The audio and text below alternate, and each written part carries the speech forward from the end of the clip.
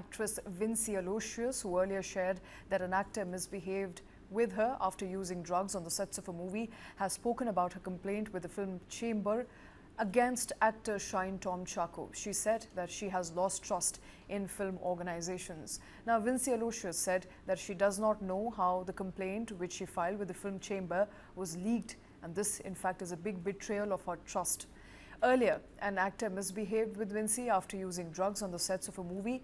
Post the incident, during an anti-drug campaign, Vincy said that she will not act with people who she knows to be using drugs. This statement received several comments online, both positive as well as negative. She put out an Instagram video saying that she made that statement, and in fact she is also shocked as to how the details of a complaint that she filed against a co-actor was leaked online. അതുകൊണ്ട് I will make it clear.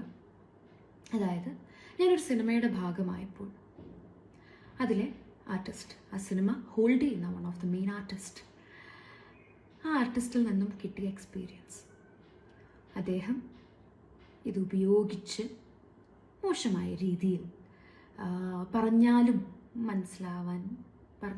മനസ്സിലാവാത്ത രീതിയിൽ പെരുമാറിയപ്പോൾ എന്നോടും എൻ്റെ സഹപ്രവർത്തകയോടും, അതായത് മോശമെന്ന് പറയുമ്പോൾ it's like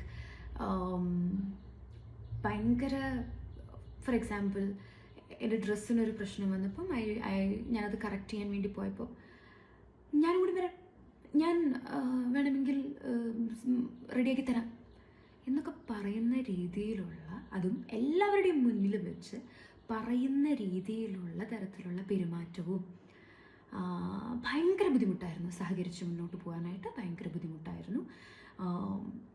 വേറൊരു incident പറയുകയാണെങ്കിൽ,